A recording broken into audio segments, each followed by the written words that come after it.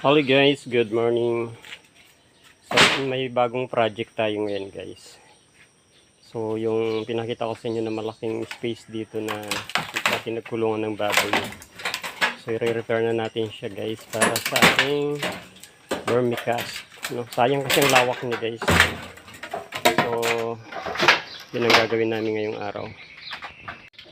So ayan guys, kasama ulit natin si Kabutiki. Ito guys, malawak kasi ito. So i-repair lang namin siya. Sa daanan lalagyan namin ng hollow blocks. Tsaka yung mga butas-butas na flooring niya. Sayang guys kasi ang laki niya. Lawak niyan. Pang maramihan ito guys.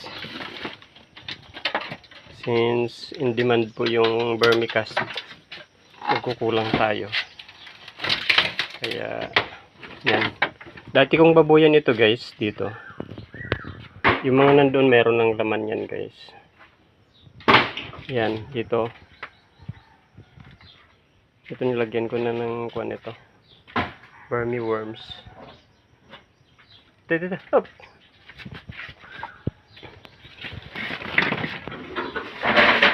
Baka sakali mga next year madaming tayong production guys. Gandahan dito guys sa amin, madaming makukuhang substrate. Mga saging, mga dahon, madami. So kasi nakatiwang-wang siya guys. Pakinalaman natin.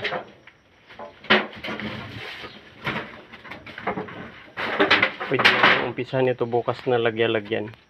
May mga saging na tayo nakatingga kasi dyan. Hindi pa na natanggal.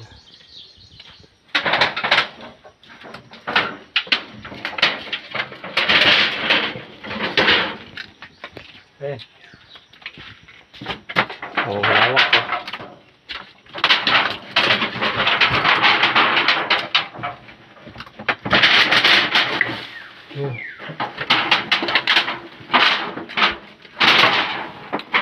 Yan, hindi lang tayo magaling sa concrete, magaling din tayo magsira. Sinira na nga. Yan guys, kapag may mga ganito kayo, mga old na naglagyan ng baboy, pwede niyong pakinabangan guys. Kasi nakatinggal. Dati kasi mga basura lang yun nandito. So nung nag-start tayo ng vermicast, napansin ko ito guys. Kagandahan nito guys, kahit wala na siyang bubong pwede. Parang gusto kong tanggalin din yung bubong niya. Para mas mabilis ma-decompose yung mga ilalagay natin dito. Parang ganito. Ito, tinanggal ko ng bubong nito. Kaso nilalagyan ni nanay palagi ng bagong mga dahon dyan. Pero lipat ko na yan para makapag-harvest tayo dito.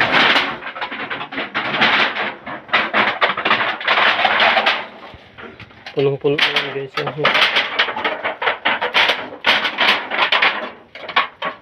So pag wala tayong ginagawa,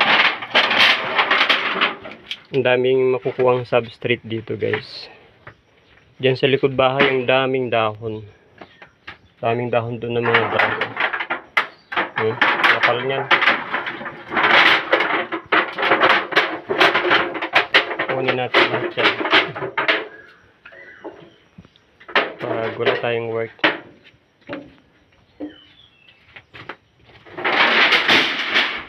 So tsaga-tsaga lang muna guys tayo kasi wala tayong income na stable sa ngayon. Pero dito sa pagbe-vermi guys, maraming maraming naging successful din. Malay mo. Mapabilang tayo guys. So kagandahan lang guys, hindi na tayo gumasto ng building. Yung kanya, yung paglagayan. Kasi malaki yung gasto pag ito, magagawa ka ng ganito. Mababa yung 10,000 dito sa isang ganito, isang span. So ito mga old lang siya. Gumasto din ako dito noon guys, pero ay maki-repair to. Oh, nakon pala oh.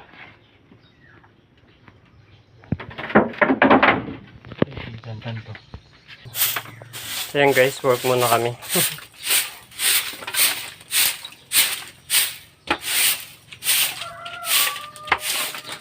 So tingnan nyo to guys. Ito yung ito si nanay kasi panay ang walis niya.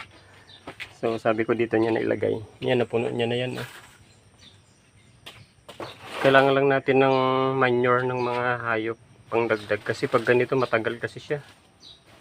So maganda pag mapaibabawan siya ng manure ng baboy or kalabaw. Mas mabilis mag-decompose.